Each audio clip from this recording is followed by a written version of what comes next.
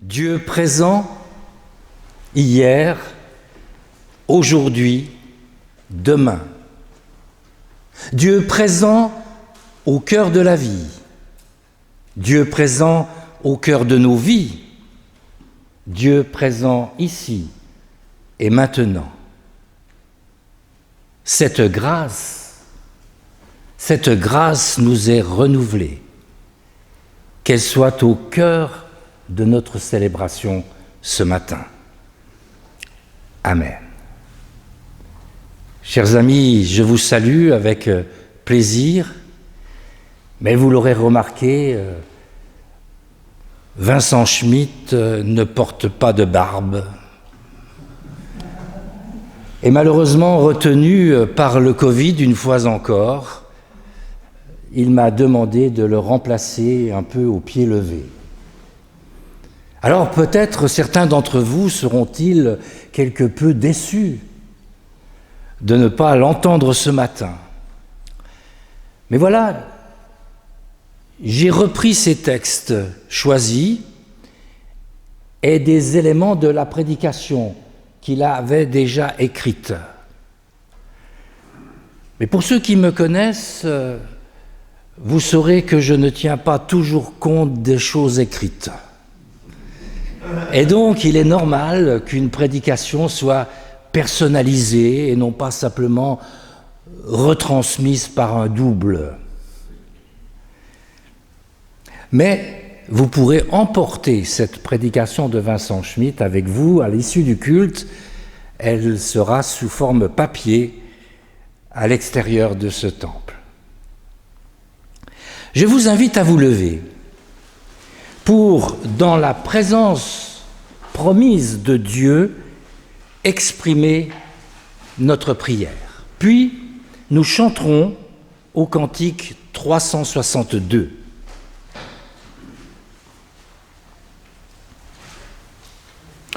En ta présence, Seigneur, il n'y a que patience et bonté.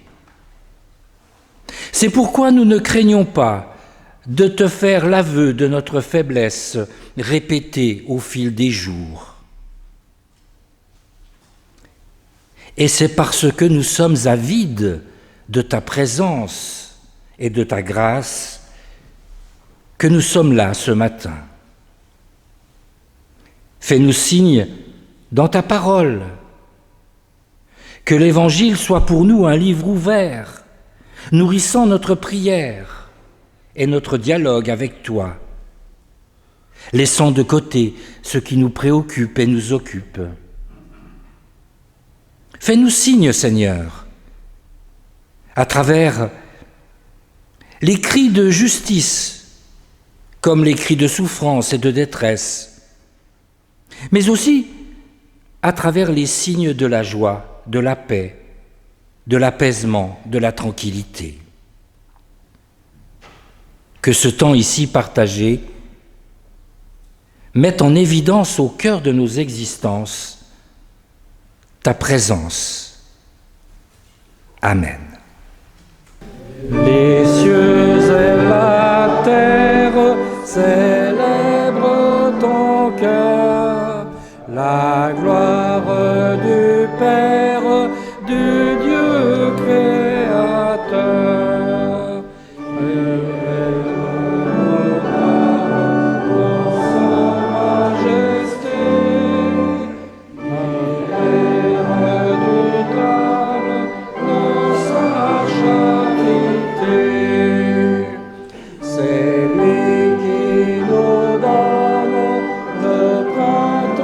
Joyeux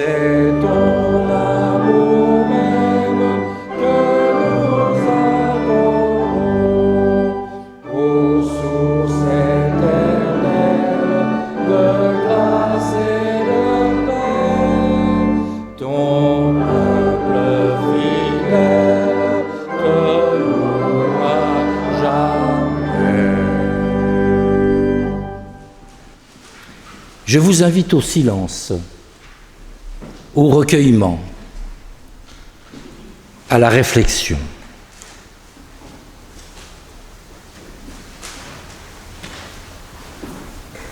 Aux croisées de notre existence, tu nous attends, Seigneur, et nous offres les signes de ta tendresse. Mais laissés à nous-mêmes, nous restons collés aux préoccupations multiples qui remplissent notre horizon quotidien. Et toi, Seigneur, tu restes toujours sur les bords, hors de notre vision et de notre impatience. Tout est comble en nous. Il n'y a plus de place disponible dans notre désir. Mais comment pourrions-nous faire autrement, puisque nous n'avons pas d'autre choix qu'accomplir avant tout notre contrat quotidien? Aussi, éveille notre esprit à ta discrète présence, alors que tant de soucis accaparent la vigilance de notre attention. Ouvre nos yeux sur ton invisible visage, alors même que tant d'objets fixent l'intérêt de notre regard. Allège notre cœur, afin qu'il devienne sensible à l'attente de ton amour. Et donne-nous d'accueillir l'évangile de ton Fils bien-aimé. Donne-nous de recevoir à vie ouverte, aujourd'hui et demain, la parole de Jésus de Nazareth, reprenant sans cesse ta pressante invitation à construire le bonheur que tu destines à tous les vivants de tous les temps.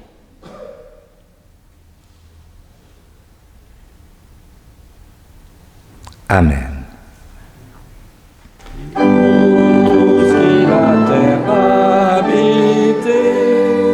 Chantez à votre Dieu, chantez, venez à lui pour le servir, et de tout cœur vous réjouir. Sachez qu'il est le Dieu très haut, et ne sont pas sans troupeau. Il nous créa pour être à lui. Sa main nous garde et nous conduit. Partageant la même espérance, nous proclamons « Je crois en Dieu, le Père Tout-Puissant, Créateur du ciel et de la terre. Je crois en Jésus-Christ, son Fils unique, notre Seigneur, qui a été conçu du Saint-Esprit et qui est né de la Vierge Marie. Il a souffert sous Ponce Pilate, il a été crucifié, il est mort, il a été enseveli, il a forcé le séjour des morts. Le troisième jour, il est ressuscité des morts, il est monté au ciel, il s'est assis à la droite de Dieu, le Père Tout-Puissant, et il viendra de là pour juger les vivants et les morts. Je crois en l'Esprit Saint, je crois la Sainte Église universelle, la communion des saints, la rémission des péchés, la résurrection des morts et la vie éternelle.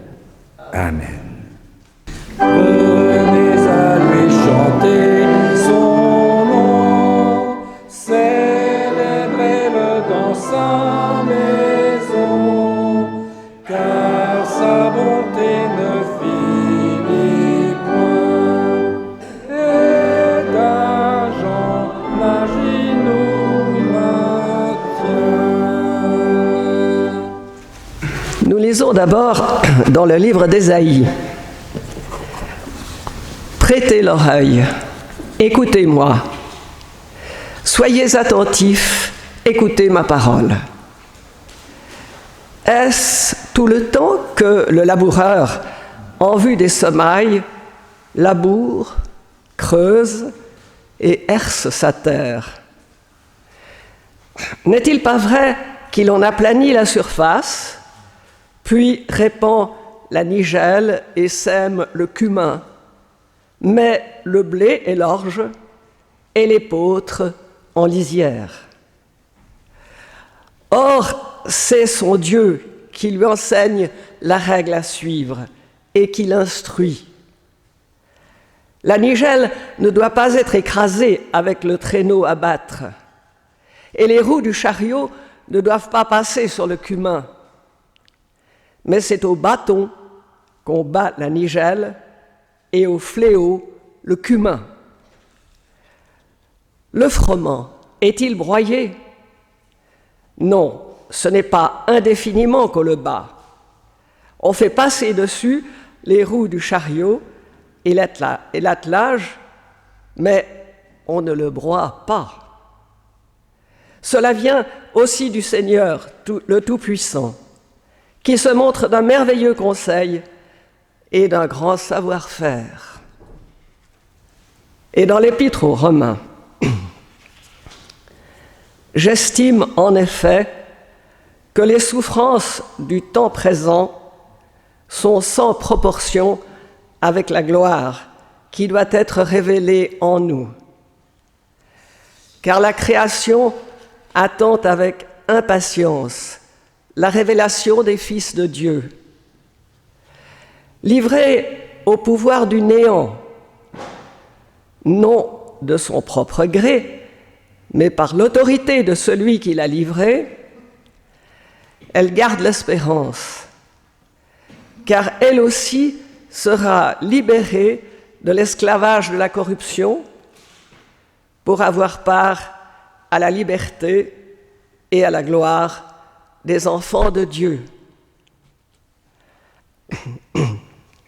Nous le savons en effet, la création tout entière gémit maintenant encore dans les douleurs de l'enfantement. Elle n'est pas la seule. Nous aussi, qui possédons les prémices de l'esprit, nous gémissons intérieurement, attendant l'adoption, la délivrance pour notre corps. Car nous avons été sauvés, mais c'est en espérance. Au revoir, ce qu'on espère n'est plus espéré. Ce que l'on voit, comment l'espérer encore? Mais espérer ce que nous ne voyons pas, c'est l'attendre avec persévérance. De même, l'Esprit aussi vient en aide à notre faiblesse, car nous ne savons pas prier comme il faut. Mais l'Esprit lui-même intercède pour nous en gémissement inexprimable. Et celui qui scrute les cœurs sait quelle est l'intention de l'Esprit. C'est selon Dieu, en effet, que l'Esprit intercède pour les saints.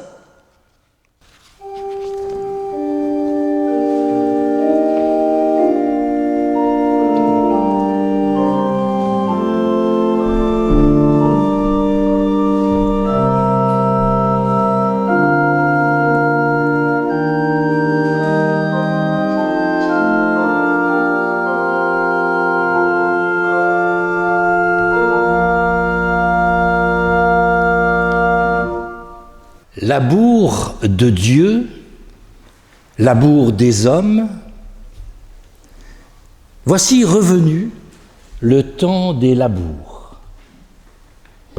Et cette seule évocation fait surgir de l'histoire, des traditions, du monde, celui de la terre, toutes sortes de manières de vivre et d'accomplir cet acte fondateur que sont les labours.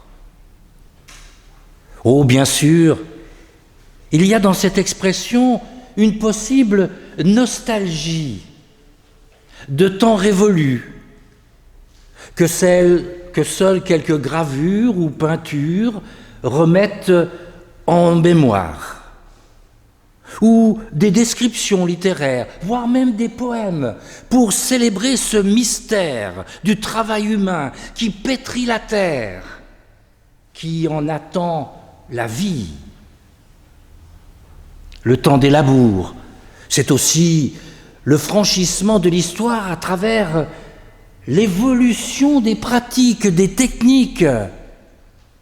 C'est peut-être nos ébahissements devant ces photos ou ces films d'une mécanisation moderne qui semblait ouvrir des temps nouveaux. Et puis, c'est peut-être comme une nostalgie mythifiée, une semble de retour à ce que l'on appelle la nature et des pratiques qui ressemblent à celles qu'évoque ici Ésaïe. Nous venons d'entendre un hymne à l'agriculture. Le temps des labours. Or, ce texte est une parabole. Bien sûr, elle dit quelque chose d'une réalité qui a bien évidemment disparu et qui ne nous parle pas, surtout à toute cette population qui, dans le monde, est majoritairement urbaine. Qu'est-ce qu'un labour? Qu'est-ce qu'une pratique? Dès lors, ce texte devient symbolique, une parabole évocatrice du mystère de la vie, d'une vie qui n'est jamais figée, qui n'est jamais définitivement marquée par son destin, mais une vie qui se développe, une vie qui est en mouvement, une vie qui se construit, une vie qui se travaille. Cette parabole de la vie, bien sûr, dit quelque chose de l'histoire, en ce qu'elle fonde l'humain, qu'elle lui donne un objectif, une orientation, et surtout que cet humain est accompagné par une force qui le transcende, qui le construit, qui le modifie, qui le révolutionne. Encore faut-il comprendre que cette parabole est celle d'un idéal bien évident, posé ici dans la bouche et la prédication d'Ésaïe, pour mettre en exergue que c'est Dieu qui ordonne le labour du monde et de l'humanité à travers ce peuple choisi, élu, accompagné. Et pour ce faire, il y a une méthode à ce labourage, mystique, symbolique, spirituel. Ce sont les 10 paroles qui disent le comment et qui fait apparaître que l'humanité, lorsqu'elle se met à labourer le monde et la vie, est un piètre professionnel, prenant conscience de sa limite, de sa difficulté. Alors j'aimerais souligner 3 remarques que fait Vincent Schmitt dans sa prédication. La première, c'est qu'Ésaïe n'envisage pas la créature humaine comme une entité fixe et immuable. Cette créature humaine est porteuse de l'image de Dieu qui est imprimée en chacun, comme une graine qui est invitée à croître, à se développer, à se déployer. Nous ne sommes pas figés. Nous évoluons. Et lorsque l'on utilise ce verbe, nous faisons de nouveau appel à tout un imaginaire. Qu'est-ce que l'évolution de la vie? Sa deuxième remarque, c'est qu'il y a ici une clé de compréhension qui est spirituelle. C'est la clé du changement. Elle exige, et c'est ce qui est suggéré à travers la phase de labourage, de préparation de la terre, de creusement, de sarclage, avant la promesse de la germination. C'est un travail d'entretien pour éviter ce qu'il nomme ici et que d'aucuns reprennent, bien évidemment, aujourd'hui dans notre vie contemporaine, par les hommes, femmes politiques ou par les penseurs, pour éviter l'ensauvagement et le sous-développement. Un travail préalable à toute phase de modification. C'est pourquoi les labours reviennent, comme une antienne, année après année. La préparation de la terre apporte une modification structurelle et évite les errances, les illusions, la régression. Et c'est la raison pour laquelle, dit-il, cette parabole insiste sur le retour à la parole de Dieu. Le comment. Ces 10 paroles. Et dans ce retour, dans ce travail, il y a la réactualisation de ces textes, vécus spirituellement, sous le regard de Dieu, pour comprendre que nous avons à labourer nos cœurs, nos pensées, nos vies, sous le regard de Dieu, à l'aune d'une parole qui permet de nous éviter l'ensauvagement et le sous-développement. Et ici, il n'y a pas de choix, il n'y a qu'une option. Dieu l'imprime en nous par son esprit. Et cette force vive se déploie. Enfin, troisième remarque, dit-il, ce texte exprime l'espérance. Le labour est le réceptacle d'une promesse, d'une espérance. Il y aura des fruits, il y aura des résultats. Nous sommes ces laboureurs aux prises avec la terre de nos vies. Et il nous est demandé d'en faire quelque chose.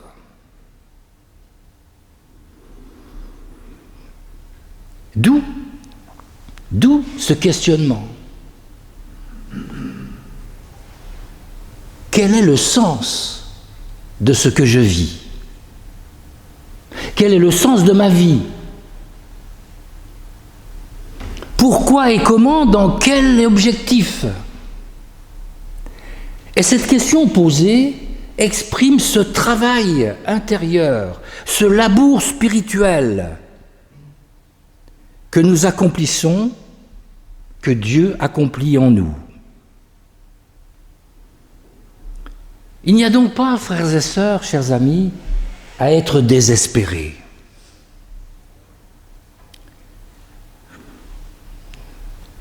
Nous pouvons faire autrement que de nous confronter à la réalité de nos vies, à la réalité du monde, à une actualité qui est ô combien angoissante lorsque nous constatons justement que l'humain n'est plus capable de labourer la terre de ce monde pour y produire le fruit de la vie, que celle-ci est constamment menacée par l'ensauvagement. Alors, faut-il désespérer ? Si vous recevez Le Point, le journal français hebdomadaire, il y a un très court article du pasteur Krieger à propos des 50 ans de ce hebdomadaire. Le pasteur Krieger est le nouveau président de la Fédération protestante de France. Et vous y lirez un texte remarquable sur ce qu'il qualifie comme le cœur de la foi chrétienne, et singulièrement de la nôtre. C'est le creuset de l'espérance. L'espérance qui est une attente, l'espérance que l'on ne voit pas, mais dont on est certain qu'elle va surgir, qu'elle va advenir. C'est l'espérance du résultat du labour de Dieu en nous et de nos labours humains dans le monde. Dieu espère en nous.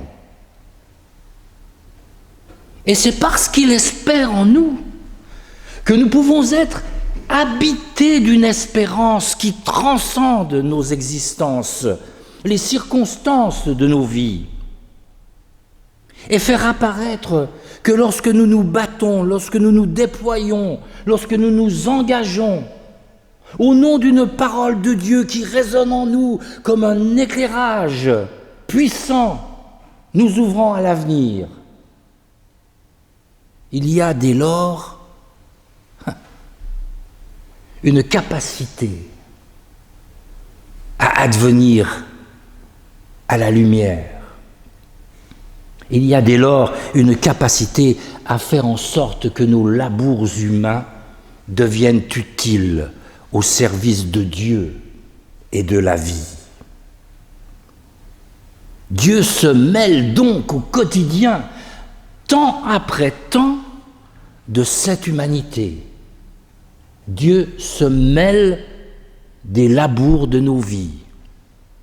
Dieu les accompagne comme il nous accompagne dans ce travail qui apparaît souvent ingrat, mais qui pourtant porte en lui la vérité de l'avenir de l'humanité.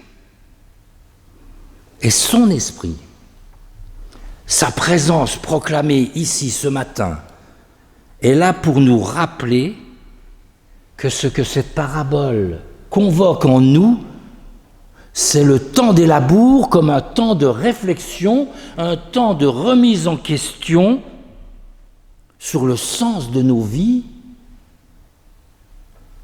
et sur la manière d'être et de vivre en ce monde. Alors cette espérance qui sourde au cœur de nos existences, qui ne se voit pas, car si elle se voyait, elle n'existerait plus. Sa force réside dans ce côté invisible et incognito, comme le mystère de la vie au cœur de la terre. Amen.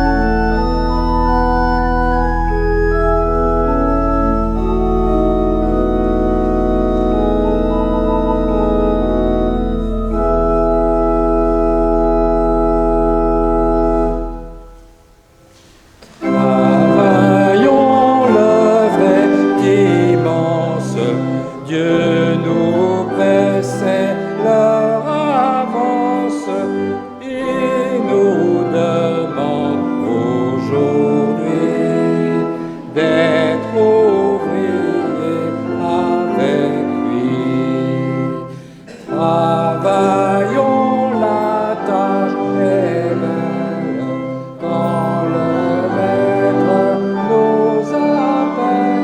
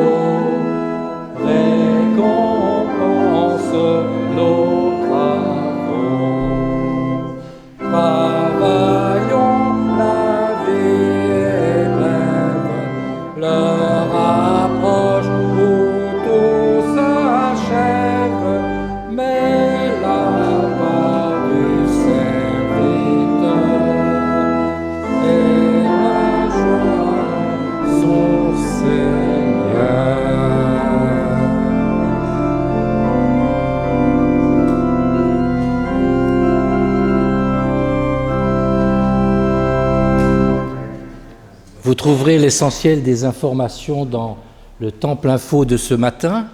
J'aimerais juste apporter, pour ma part, 2 remarques. La première tient au programme du Club du Sourire, mercredi 5 octobre. Il y a une modification de programme, mais il aura bien lieu à 15 h avec le goûter habituel. Par contre, la conférence sera remise à une date ultérieure. Ensuite, vous découvrez l'invitation annuelle de Contact Jeunes à faire commande de rouleaux de printemps.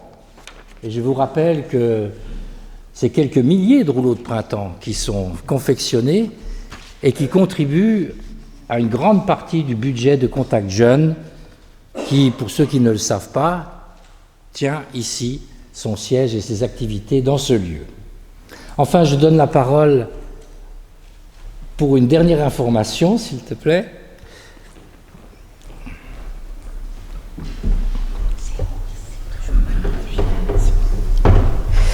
Oui, achetez les rouleaux de printemps, ils sont très bons, je garantis. Je voulais encore vous dire que demain soir, à 18h30, à la chapelle de Champel, il y a un moment de prière méditative. Voilà, c'est moi qui gérerai ça parce que le pasteur Schmitt est absent. Voilà. Merci. Merci. Les remplacements sont donc bien assurés. Et pour clore ce temps de culte, nous chantons encore notre prière au numéro 144 et après la bénédiction et le dernier jeu d'orgue, nous sommes invités à partager un temps de fraternité. Pardon ? Oui, merci, il y a encore une annonce, merci de me le rappeler. Pour ceux et celles qui ne le savent pas, nous avons perdu un très cher ami dans cette paroisse, et qui est M. Jean-Martin Tchapchet, et son service aura lieu ici même le mardi 11 octobre à 14h30. Jean-Martin et son épouse Florence ne sont pas forcément connus de tous, mais sont nos amis d'origine camerounaise. Voilà. Peut-être que ça vous permet de fixer une image. Voilà, nous chantons ce dernier chant.